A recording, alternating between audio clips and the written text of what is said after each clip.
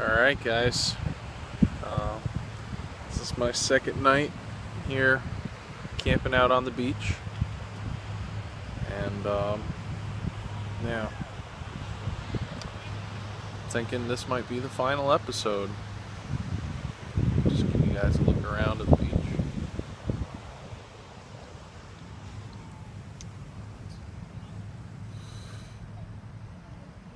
Frickin', it's pretty cool.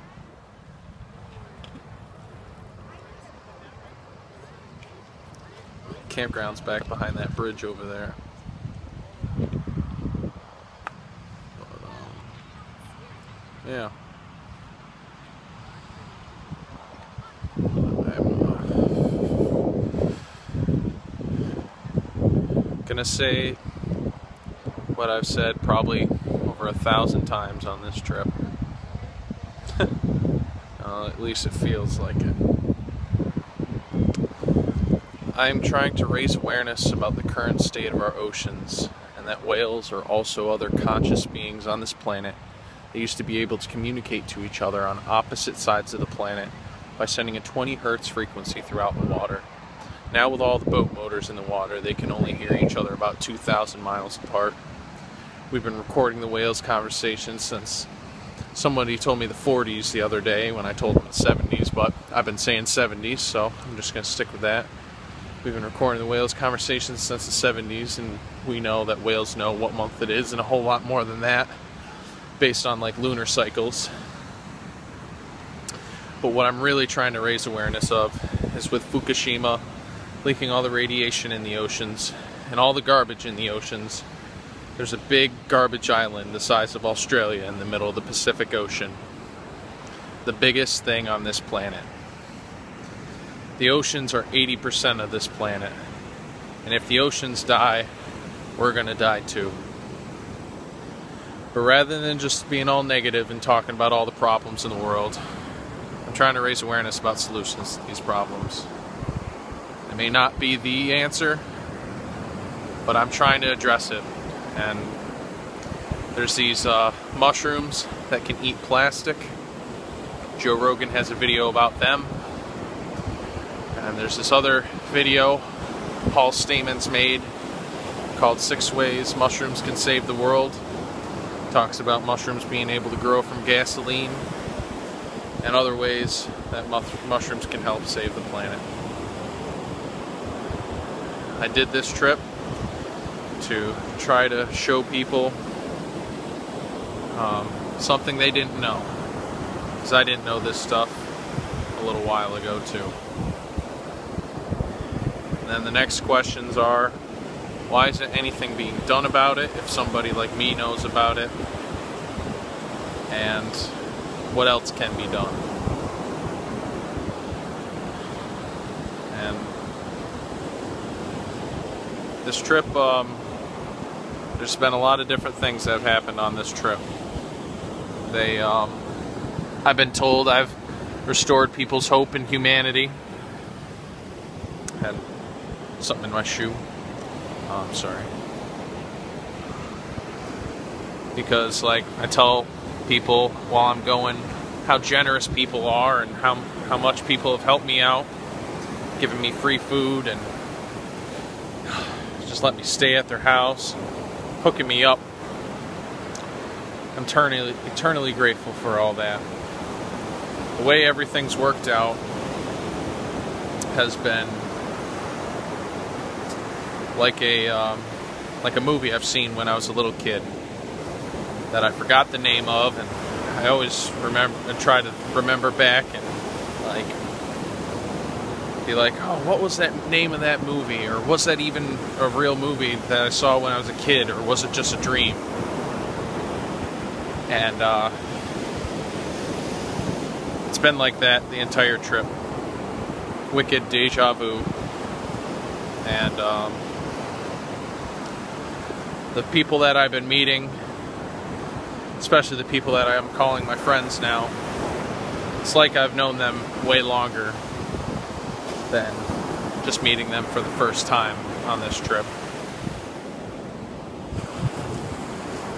So it's been really cool. hopefully me doing this, something that I'm good at, skateboarding, hopefully this helped. This is something I do good, and is one of the only ways people would actually listen to me. It's not enough just talking about these things. You gotta do something fucking crazy.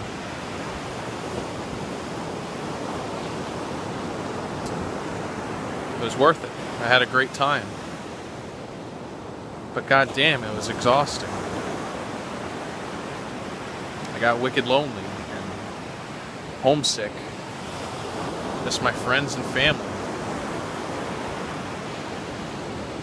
I've only seen a couple people that I've known from my hometown as I'm crossing the country. I got to see my aunt in Cleveland, or actually my cousin, really. She's my cousin, not my aunt. I got to meet my buddy Evan Crisafoli in Lima, Ohio. I met up with my dad in outside of Danville, Illinois, when he was coming back from Albuquerque. I met up with my friend Heidi, who was just moved to Denver. I met up with my friends Nick and Alicia that I used to know from the skate park back in Oswego, New York, where I pretty much grew up.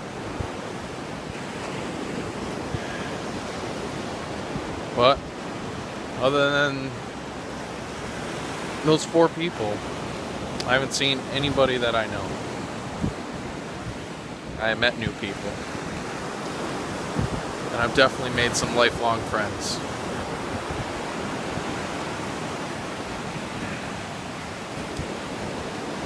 I recommend this to everyone, this experience. I could have definitely not had my load about 60 or 65 pounds. I was going through it today and went through everything that I didn't use. I didn't need to use a hammer at all. I didn't need to use my machete at all, other than cutting like a rope. A couple knives I definitely didn't need to use. Yeah.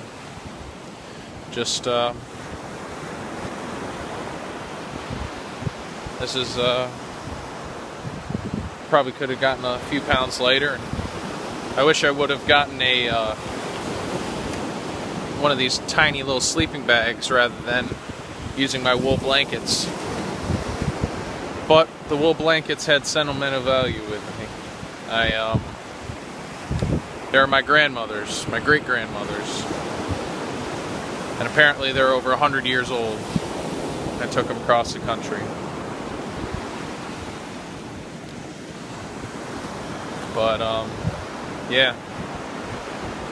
So, I'm hoping that everyone watching this is just spread this information.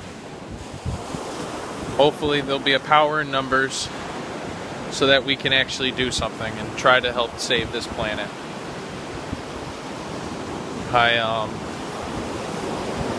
People have been asking me, oh, well, what can I do? What can I do to help save this? And,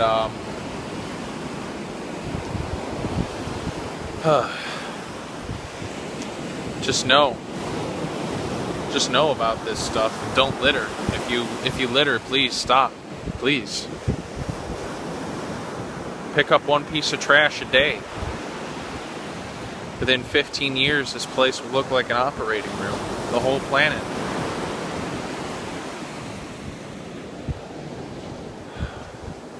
It's,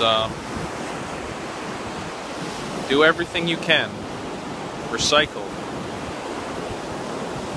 Hell, I call myself a cascatarian.